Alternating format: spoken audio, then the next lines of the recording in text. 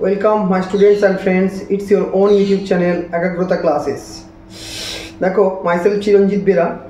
আজকে তোমাদের ওয়েস্ট বেঙ্গল বোর্ডে যারা এইচএস এক্সাম দিচ্ছ ক্লাস 12, তো তোমাদের অ্যাকাউন্টেন্সি এক্সাম ছিল।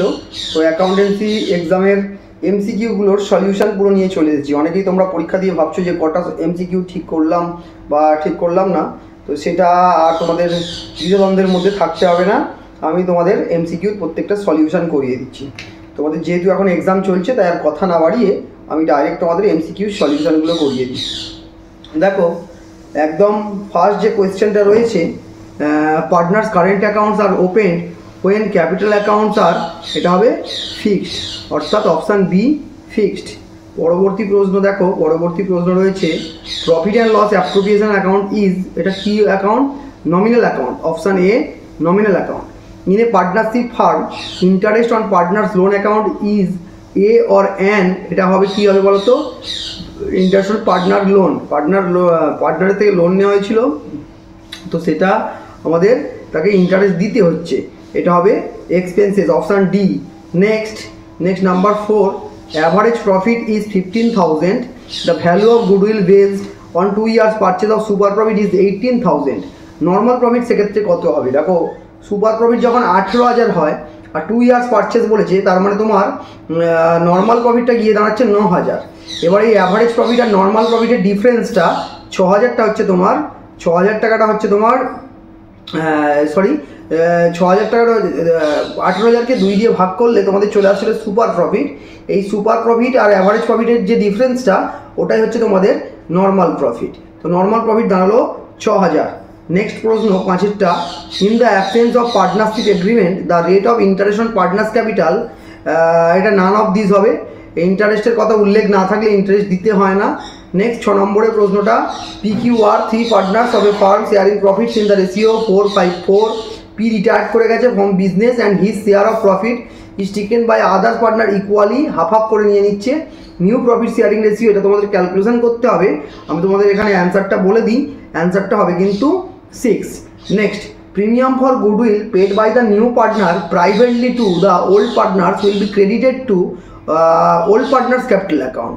সবসময় একটা ওল্ড পার্টনারদের ক্যাপিটাল অ্যাকাউন্টে গিয়ে ক্রেডিট করা হয়।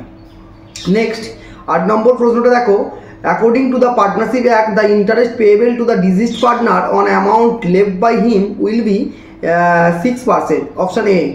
A partnership firm earned net profit 4,20,000 and partner X is entitled to get commission 5% on net profit after charging his commission। এই যে আফটার চার্জিং বললো, তারপর তোমাদের ক্যালকুলেশনটা 4,20,000-এর ওপরে ইন্টু করতে হবে 5/105।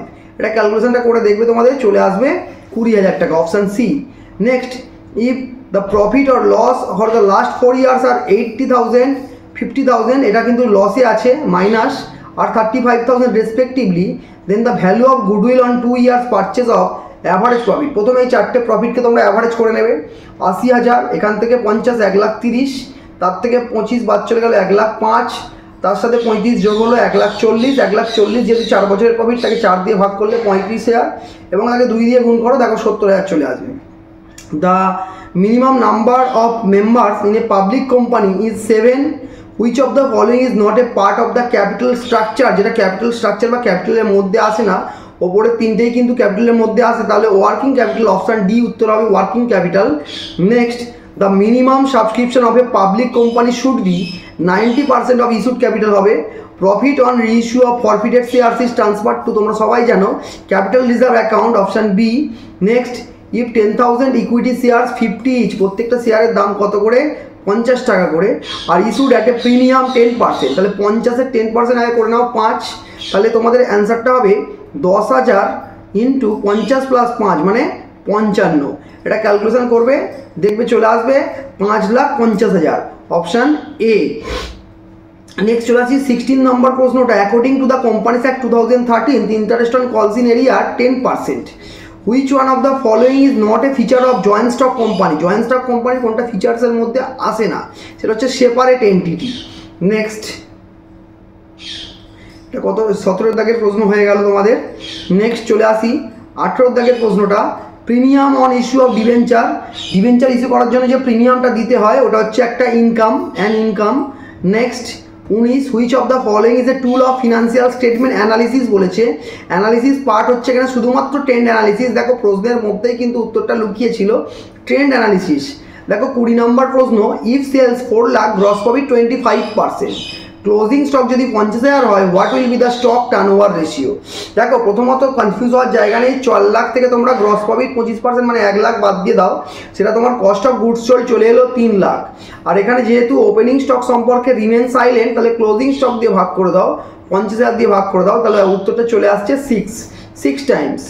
নেক্সট চলে আসি, if working capital is 1,80,000, total liabilities 3,90,000 আর নন কারেন্ট লায়াবিলিটিস 3 লাখ, তাহলে টোটাল লায়াবিলিটিস 3,90,000 আর নন কারেন্ট লায়াবিলিটিস যদি 3 লাখ হয়, তাহলে তোমার কারেন্ট লায়াবিলিটিস দাঁড়াচ্ছে 90,000। 3,90,000 থেকে 3 লাখ বাদ গেল, কারেন্ট লায়াবিলিটিস 90,000। তার সাথে ওয়ার্কিং ক্যাপিটালটা যোগ করো, যোগ করলে তোমার কারেন্ট অ্যাসেটস চলে আসছে। তাহলে তোমার কারেন্ট অ্যাসেটস চলে আসবে 1,80,000 প্লাস 90 মানে 2,70,000। তাহলে তোমরা এখানে রেশিওটা বানাও, কারেন্ট অ্যাসেট 2,70,000 আর 90,000 হচ্ছে current liabilities, 3:1। Option B 3:1। Next চলে আসছি, average stock is 75,000, stock turnover ratio 12, if the profit on sales is 20%, then the amount of profit. প্রথমত তোমরা কস্ট অফ গুডস সোল্ড বের করো, 75,000কে 12 দিয়ে গুণ করো, কস্ট অফ গুডস সোল্ড চলে আসবে। দেখো 75,000কে 4 দিয়ে গুণ করলে 3 লাখ হয়, তাহলে 12 দিয়ে গুণ করলে তোমার কত হবে, 9 লাখ হবে। 9 লাখ হচ্ছে তোমার cost of goods sold. Cost of goods sold যেই 9 লাখ চলে এলো, তার সাথে প্রফিটটা করতে হবে 20% অন সেলস বলা আছে, মানে এখানে করবে 20/80। এটা করলে তোমার চলে আসবে উত্তরটা 2,25,000। তাহলে 2,25,000 অ্যান্সার করে নাও এখানে। Total cash total sales and cash sales হবে concern 6 lakh and 40,000 respectively. Total sales ছিল 6 লাখ আর ক্যাশ সেলস ছিল 40,000, তার মানে ক্রেডিট সেলস দাঁড়িয়েছিল 5,60,000। তাকে আমরা ডেটর্স দিয়ে ভাগ করব, অ্যাভারেজ ডেটর্স দিয়ে দিয়েছে 1,40,000 দিয়ে ভাগ করলেই চলে আসবে আমাদের ডেটর্স টার্নওভার রেশিও। অ্যান্সারটা হবে 4, option C, answer 4। Next, under which activity, কোন অ্যাক্টিভিটিতে ডিভিডেন্ড পেডটাকে দেখা হয়। দেখো টাকাটা এখানে ডাজ নট ম্যাটার, ডিভিডেন্ড পেডটা কোন অ্যাক্টিভিটিসের মধ্যে যায়। দেখো ডিভিডেন্ড হচ্ছে ফাইন্যান্সিং অ্যাক্টিভিটিসের মধ্যে থাকে।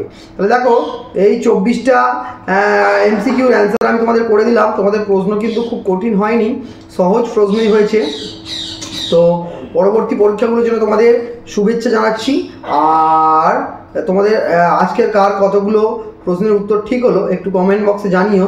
ভিডিওটা ভালো লাগলে অবশ্যই শেয়ার করবে। যারা আমাদের চ্যানেলটা এখনও সাবস্ক্রাইব করোনি, ইমিডিয়েটলি সাবস্ক্রাইব করে নাও, কারণ এইচএসের পরে তোমাদের বিকমে অনেকে ভর্তি হবে, বিকম পড়বে তোমরা, তখন কিন্তু আমাদের চ্যানেল থেকে অনেক সুবিধা পাবে। আমরা অনলাইন, অফলাইন এবং রেকর্ডেড ক্লাস প্রোভাইড করে থাকি। তাই চ্যানেলটাকে ইমিডিয়েটলি সাবস্ক্রাইব করো আর বন্ধুদের মধ্যে ভিডিওটা শেয়ার করো। Thank you so much. পরবর্তী ভিডিওর জন্য অপেক্ষা করো।